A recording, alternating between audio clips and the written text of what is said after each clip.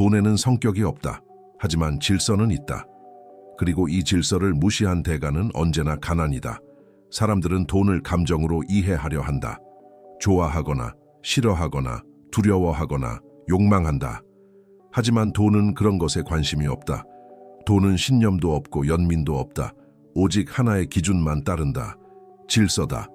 이 질서를 이해하지 못하면 아무리 열심히 살아도 결과는 바뀌지 않는다. 찰리 멍거는 돈을 도덕적으로 보지 않았다. 그는 돈을 자연 법칙처럼 봤다. 중력처럼 무시하면 떨어지고 거스르면 다친다. 사람들은 종종 말한다. 왜 나만 이렇게 힘들까? 하지만 자연은 질문에 답하지 않는다. 오직 결과로 설명할 뿐이다. 이 영상의 제목이 불편하게 느껴진다면 정상이다. 하나님이 만든 질서. 사람들은 이 말을 들으면 종교를 떠올린다. 하지만 여기서 말하는 것은 믿음이 아니라 구조다. 인간이 만든 규칙이 아니라 반복되는 패턴이다.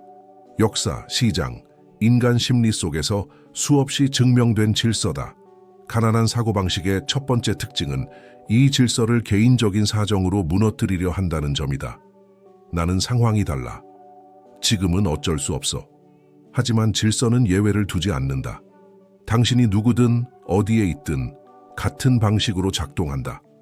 한국 사회에는 강한 착각이 있다.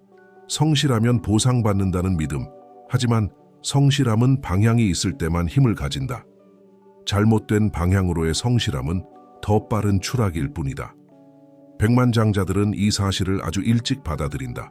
그래서 먼저 방향을 점검한다. 돈의 질서는 조용하다. 소리내어 경고하지 않는다. 대신 시간을 사용한다. 오늘의 선택이 몇 년 뒤의 결과로 돌아온다. 이 지연 때문에 사람들은 착각한다. 괜찮은 것 같아. 하지만 그 사이 결과는 이미 결정돼 있다. 찰리 멍거는 인간이 지연된 결과를 과소평가한다고 말했다. 지금 당장의 편안함을 선택하고 미래의 고통은 무시한다. 이 한 가지 오류가 인생 전체를 망친다. 백만장자들은 이 오류를 끊임없이 의식한다.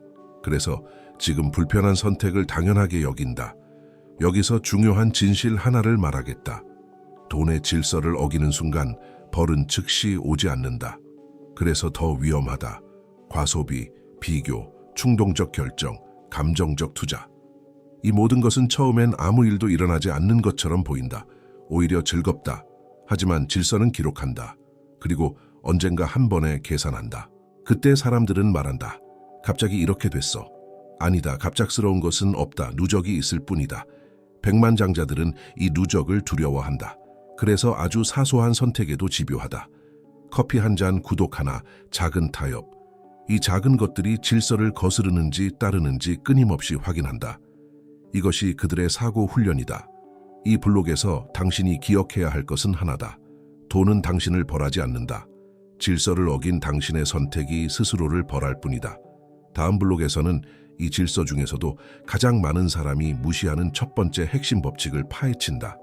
그리고 왜 착한 사람, 성실한 사람이 오히려 돈에서 불리해지는지 설명한다. 돈의 질서를 깨뜨리는 첫 번째 법칙은 이것이다. 노동은 부를 보장하지 않는다. 이 문장을 듣는 순간 많은 사람이 반발한다. 불공평하다고 느끼고 냉정하다고 느낀다. 하지만 질서는 감정을 고려하지 않는다. 인간 사회에서는 노력한 만큼 보상받아야 한다고 배운다. 그러나 돈의 세계에서는 전혀 다른 규칙이 작동한다. 돈은 노력에 반응하지 않는다. 구조와 효율에 반응한다. 찰리 멍거는 평생 이 착각과 싸웠다. 그는 성실함을 존중했지만 성실함만으로는 결코 부자가 될 수 없다고 단언했다. 왜냐하면 성실한 노동은 대부분 시간을 파는 구조에 묶여 있기 때문이다. 시간은 유한하다. 유한한 자산으로 무한한 결과를 기대하는 것 자체가 질서를 거스르는 행동이다. 한국 사회에는 특히 이 오류가 깊다. 어릴 때부터 배운다. 열심히 공부해라. 성실하면 길이 열린다. 이 말은 절반만 맞다. 성실함은 출발선에 세워줄 뿐이다. 방향을 정해주지 않는다. 방향 없는 성실함은 결국 제자리에서의 소모일 뿐이다. 가난한 사고방식은 노동을 신성시한다. 오래 일하는 사람을 존경하고 바쁜 사람을 능력자로 착각한다. 하지만 백만장자들은 다르게 본다. 그들은 묻는다. 이 노동은 나 없이도 계속 작동하는가? 이 질문에 아니오라면 그 노동은 부를 만들지 못한다. 찰리 멍거는 반복해서 말했다. 당신이 자는 동안에도 돈이 움직이지 않는다면 당신은 잘못된 게임을 하고 있다. 이 말은 자극적이지만 정확하다. 노동이 멈추는 순간 수입도 멈춘다면 그것은 생존 모델이지 부의 모델이 아니다. 여기서 많은 사람이 오해한다. 그럼 일을 하지 말라는 건가? 아니다. 질서는 극단을 요구하지 않는다. 질서는 전환을 요구한다. 노동을 목적이 아니라 수단으로 인식하라는 것이다. 노동으로 생존을 확보하고 구조로 부를 쌓는 것. 이 두 가지를 구분하지 못하면 평생 바쁘기만 하다. 노동에만 매달리는 사람들의 공통점이 있다. 항상 시간이 없다는 말이다. 생각할 시간, 설계할 시간, 방향을 점검할 시간이 없다. 하지만 백만장자들은 안다. 시간이 없는 것이 아니라 사고가 없는 것이라는 사실을. 사고 없는 성실함은 질서 위반이다. 찰리 멍거는 인간이 눈앞의 안정에 집착한다고 지적했다. 월급, 정기적인 수입, 익숙한 루틴. 이 안정감은 심리적으로 편하다. 하지만 이 편안함이 바로 함정이다. 질서는 성장하지 않는 구조를 천천히 말려 죽인다. 변화 없는 안정은 결국 붕괴로 끝난다. 돈의 질서는 냉정하다. 더 적은 시간으로 더 큰 가치를 만드는 구조를 선호한다. 이것이 불편한 이유는 간단하다.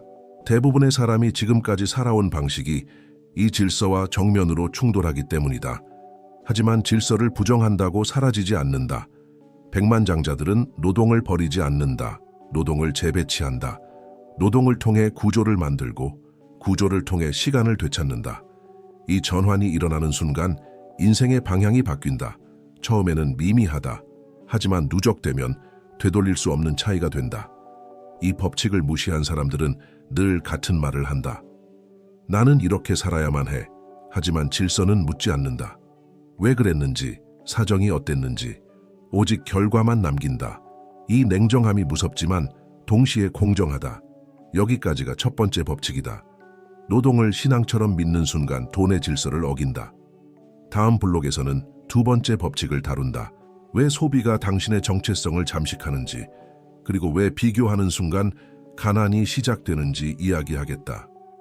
돈의 질서를 깨뜨리는 두 번째 법칙은 이것이다. 소비는 정체성을 먹어치운다.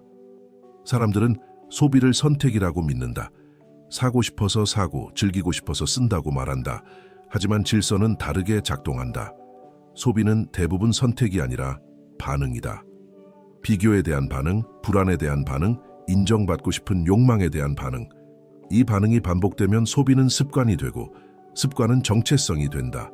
찰리 멍거는 인간이 지위를 갈망하는 존재라고 봤다. 우리는 돈 그 자체보다 돈이 만들어주는 위치를 원한다. 문제는 이 욕망이 매우 비싸다는 점이다. 지위를 사기 시작하면 끝이 없다. 항상 위에는 누군가가 있고 비교는 멈추지 않는다. 질서는 이 비교의 비용을 정확히 청구한다. 한국 사회는 비교에 최적화돼 있다. 집, 차, 학군, 브랜드, 조용히 그러나 끈질기게 사람을 압박한다. 사람들은 말한다.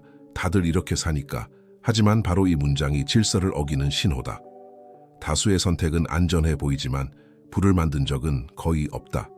가난한 사고방식은 소비로 자신을 증명하려 한다. 내가 어떤 사람인지, 어떤 수준인지, 무엇을 누릴 자격이 있는지, 이 모든 것을 소비로 말하려 한다. 백만장자들은 이 방식을 혐오한다. 그들은 안다. 소비로 만든 정체성은 지출이 멈추는 순간 무너진다는 것을. 찰리 멍거는 사람들은 필요해서가 아니라 남들보다 뒤처질까봐 소비한다고 말했다. 이 말은 잔인하지만 정확하다. 소비의 상당 부분은 공포에서 나온다. 뒤처질까봐, 초라해 보일까봐, 인정받지 못할까봐. 질서는 이 공포를 이용한다. 공포에 반응할수록 자유는 줄어든다. 백만장자들은 소비를 늦춘다. 즉각적으로 반응하지 않는다. 사고 싶은 순간 바로 묻는다. 이 소비는 나를 더 자유롭게 만드는가? 아니면 더 묶는가? 이 질문은 많은 소비를 무력화한다. 사고 싶다는 감정이 사라지는 것이 아니라 정체성을 위협하지 못하게 된다. 이 법칙을 어긴 사람들의 인생에는 공통된 패턴이 있다. 수입이 늘면 소비도 같이 는다. 겉으로는 발전처럼 보이지만 실제로는 구조가 바뀌지 않는다. 돈의 질서는 이 패턴을 좋아하지 않는다. 수입이 늘어도 자유가 늘지 않는 구조는 결국 다시 수입을 잃는다. 백만장자들은 소비를 통해 자신을 정의하지 않는다. 그들은 선택을 통해 자신을 정의한다. 무엇을 사느냐보다 무엇을 사지 않았느냐가 더 중요하다. 이 선택들이 쌓여 외부의 평가에 흔들리지 않는 정체성이 만들어진다. 이 단계에 들어서면 소비가 재미없어진다. 충동이 줄어들고 필요와 욕망의 경계가 명확해진다. 사람들은 이를 인색하다고 부른다. 하지만 백만장자들은 안다. 이것은 인색함이 아니라 통제력이라는 것을. 돈의 질서는 명확하다. 소비로 정체성을 만들면 자유를 잃는다. 정체성을 분리하면 돈이 남는다. 이 단순한 원리를 이해하지 못하면 아무리 벌어도 항상 부족하다. 이것이 두 번째 법칙이다. 소비로 자신을 증명하려는 순간 질서는 등을 돌린다. 다음 블록에서는 세 번째 법칙을 다룬다. 왜 시간을 무시하는 사람은 반드시 가난해지는지, 그리고 질서가 시간을 어떻게 사용해 사람을 평가하는지 이야기하겠다. 돈의 질서를 깨뜨리는 세 번째 법칙은 이것이다.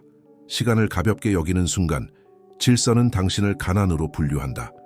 사람들은 돈을 잃는 것은 두려워하지만 시간을 잃는 것은 대수롭지 않게 여긴다. 하루를 허비하고도 말한다. 내일 하면 되지. 하지만 질서는 다르게 계산한다. 돈은 다시 벌 수 있어도 시간은 복구되지 않는다.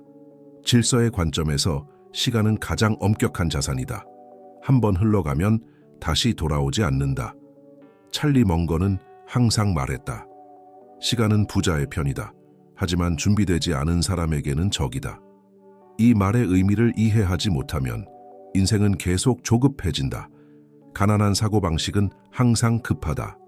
늦었다고 느끼고 한 방을 찾고 단기간에 모든 것을 해결하려 한다. 질서는 이런 태도를 가장 싫어한다. 한국 사회에는 시간이 왜곡돼 있다. 모두가 바쁘고 모두가 급하다. 하지만 실제로는 중요한 일에 쓰이는 시간은 극히 적다. 대부분의 시간은 반응으로 소모된다. 메시지, 뉴스, 비교, 피로, 회복을 가장한 소비. 이 모든 것은 시간을 쓰는 것이 아니라 시간을 세는 것이다. 백만장자들은 시간을 감정으로 쓰지 않는다. 지루하다고 버리지 않고 재미없다고 포기하지 않는다. 그들은 시간을 투입 자원으로 본다. 어디에 넣느냐에 따라 결과가 달라지는 자원이다. 그래서 그들은 시간을 쓸 때마다 묻는다. 이 시간이 미래의 나를 강화하는가? 찰리 멍거는 지연된 보상의 중요성을 집요하게 강조했다. 인간은 즉각적인 만족에 약하다.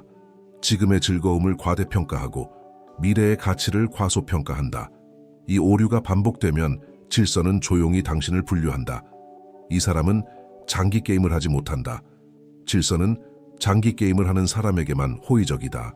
하루 한 달의 결과에는 관심이 없다. 몇 년 동안 같은 방향을 유지했는지를 본다. 그래서 대부분의 사람은 탈락한다. 방향을 유지하지 못하기 때문이다. 감정이 흔들릴 때마다 전략을 바꾼다. 백만장자들은 다르게 움직인다. 그들은 시간을 계획하지 않는다. 시간의 용도를 고정한다. 생각하는 시간, 점검하는 시간, 절제하는 시간. 이 시간이 먼저 확보되고 나머지가 채워진다. 반대로 가난한 사고방식은 남는 시간에 미래를 맡긴다. 남는 시간은 거의 없다. 이 법칙을 어긴 사람들은 늘 같은 말을 한다. 지금은 상황이 안 좋아. 조금만 지나면. 하지만 질서는 변명을 기록하지 않는다. 사용한 시간만 기록한다. 그리고 그 기록은 어느 순간 결과로 나타난다. 갑작스럽게 찾아온 것처럼 보이지만 사실은 오래전부터 예약돼 있던 결말이다. 백만장자들은 시간을 낭비한 날을 가장 두려워한다. 돈을 잃은 날보다 더 심각하게 받아들인다. 돈은 회복할 수 있지만 잘못 쓴 하루는 영원히 사라지기 때문이다. 이 태도가 쌓이면 인생의 밀도가 달라진다. 이것이 세 번째 법칙이다. 시간을 존중하지 않는 사람에게 질서는 절대 관대하지 않다. 다음 블록에서는 네 번째이자 가장 사람들이 부정하고 싶어 하는 법칙을 다룬다. 왜 감정에 따라 움직이는 순간 돈은 당신을 떠나는지를 말하겠다. 돈의 질서를 깨뜨리는 네 번째 법칙은 이것이다. 감정으로 결정하는 순간 돈은 당신을 떠난다. 사람들은 감정을 인간적인 것으로 생각한다. 그래서 감정에 따라 움직이는 것을 정당화한다. 기분이 안 좋아서. 오늘은 너무 힘들어서. 하지만 질서는 인간적이지 않다. 질서는 냉정하다. 감정이 개입된 결정은 거의 예외 없이 비용이 더 든다. 이 비용은 즉시 보이지 않기 때문에 더 치명적이다. 찰리 멍거는 인간의 가장 큰 적이 외부 환경이 아니라 자기 감정이라고 말했다. 분노, 불안, 흥분, 조급함. 이 감정들은 판단을 흐리게 만들고 잘못된 타이밍에 잘못된 행동을 하게 만든다. 시장에서든 소비에서든 인생의 선택에서든 마찬가지다. 가난한 사고방식은 감정을 신뢰한다. 느낌이 오면 움직이고 불안하면 피하고 흥분하면 베팅한다. 이런 사람들은 늘 운이 없었다고 말한다. 하지만 질서는 운이라는 개념을 인정하지 않는다. 반복되는 감정적 결정은 반복되는 결과를 낳을 뿐이다. 한국 사회는 감정 소비를 부추긴다. 스트레스를 풀기 위한 소비, 위로를 위한 지출, 보상을 위한 쇼핑. 이 모든 것은 감정을 달래는 데는 효과적이지만 구조를 망가뜨린다. 백만장자들은 이 메커니즘을 아주 경계한다. 그들은 감정이 올라오는 순간 결정을 미룬다. 찰리 멍거는 중요한 결정을 감정이 식은 뒤에 하라고 했다. 흥분한 상태에서의 확신은 거의 항상 착각이기 때문이다. 백만장자들은 이 원칙을 철저히 지킨다. 감정이 강해질수록 행동은 느려진다. 이 느림이 실수를 막는다. 이 법칙을 어긴 사람들의 특징은 분명하다. 항상 바쁘게 움직이지만 결과는 제자리다. 많은 결정을 하지만 좋은 결정은 드물다. 감정이 에너지를 다 써버리기 때문이다. 백만장자들은 에너지를 아낀다. 감정에 쓰지 않고 사고에 쓴다. 돈의 질서는 감정 없는 결정을 선호한다. 차갑고 계산된 선택. 이것이 잔인해 보일 수 있다. 하지만 질서는 잔인하지 않다. 예측 가능할 뿐이다. 감정으로 움직이는 사람에게서 돈이 멀어지는 것도 이 예측 가능한 패턴의 일부다. 이 단계에 이르면 많은 사람이 반발한다. 그럼 인간답게 살 수 없잖아. 하지만 백만장자들은 인간답게 산다는 것과 감정에 끌려다니는 것을 구분한다. 감정을 느끼되 감정에 복종하지 않는다. 이 차이가 자유를 만든다. 네 번째 법칙의 핵심은 단순하다. 감정은 느껴라. 결정은 하지 마라. 다음이 마지막 블록이다. 다섯 번째, 여섯 번째, 그리고 모든 법칙을 관통하는 마지막 질서를 하나로 묶는다. 왜 결국 부자는 소수가 되는지, 그리고 이 질서가 얼마나 공정한지를 끝에서 설명한다. 돈의 질서를 깨뜨리는 마지막 법칙은 이것이다. 질서는 자비롭지 않지만 완벽하게 공정하다. 사람들은 돈의 세계가 불공정하다고 말한다. 출발선이 다르고 환경이 다르고 기회가 다르다고 불평한다. 맞는 말이다. 출발은 공정하지 않다. 하지만 질서는 출발을 보지 않는다. 지속을 본다. 같은 선택을 얼마나 오래 반복했는지, 같은 원칙을 얼마나 흔들림 없이 지켰는지를 본다. 찰리 멍거는 항상 이 지점을 강조했다. 인생은 단거리 경주가 아니다. 단기간의 불리함은 충분히 극복 가능하다. 하지만 장기간의 질서 위반은 절대 회복되지 않는다. 이것이 사람들이 가장 이해하지 못하는 부분이다. 지금 조금 편하면 미래의 고통은 눈에 들어오지 않는다. 질서는 관대해 보이는 순간이 있다. 어겨도 당장 벌을 주지 않기 때문이다. 그래서 사람들은 착각한다. 괜찮은 것 같아. 하지만 질서는 기록한다. 시간, 선택, 반복, 그리고 어느 순간 한꺼번에 계산한다. 이 계산은 협상 불가다. 변명도 사정도 반영되지 않는다. 백만장자들은 이 마지막 법칙을 두려워하지 않는다. 오히려 신뢰한다. 왜냐하면 이 질서는 누구에게나 동일하게 적용되기 때문이다. 운이 아니라 확률의 게임이다. 옳은 선택을 오래 반복하면 결과가 나올 확률은 기하급수적으로 올라간다. 이것이 질서의 공정함이다. 가난한 사고방식은 항상 특별한 이유를 찾는다. 왜 자신은 예외인지, 왜 이번만은 다른지. 하지만 질서는 예외를 싫어한다. 질서 앞에서는 모두가 동일하다. 이 사실이 잔인하게 느껴질 수 있다. 동시에 희망이기도 하다. 누구에게나 같은 규칙이 적용된다는 뜻이기 때문이다. 여기까지 5가지 법칙을 지나왔다. 노동을 맹신하지 말 것, 소비로 정체성을 만들지 말 것, 시간을 가볍게 여기지 말 것, 감정으로 결정하지 말 것, 그리고 마지막으로 질서를 믿을 것. 이 모든 것은 하나로 이어진다. 자기 통제라는 하나의 축으로. 찰리 멍거는 인간이 자기 통제를 잃는 순간 거의 모든 영역에서 실패한다고 봤다. 돈도, 관계도, 건강도 마찬가지다. 돈의 질서는 이 통제를 가장 먼저 시험한다. 작은 선택에서 시작해 큰 결과로 이어진다. 이제 선택은 당신의 것이다. 질서를 원망할 것인가? 아니면 질서를 이해하고 그 편에 설 것인가? 여기서 깨달음으로 끝내면 아무 의미가 없다. 질서는 생각을 보지 않는다. 행동의 반복만 본다. 오늘 하나의 선택을 바꾸고 내일 또 하나를 바꿔라. 이 사소한 변화가 몇 년 뒤 전혀 다른 결말을 만든다. 마지막으로 하나의 문장만 남긴다. 돈은 당신을 시험하지 않는다. 당신이 질서를 대하는 태도가 이미 결과를 결정하고 있다. 댓글에 이렇게 적어라. 나는 질서를 따른다. 이 문장은 다짐이 아니라 선언이다. 구독은 버튼이 아니다. 당신이 다시 질서를 어기며 살지 않겠다는 조용한 계약이다.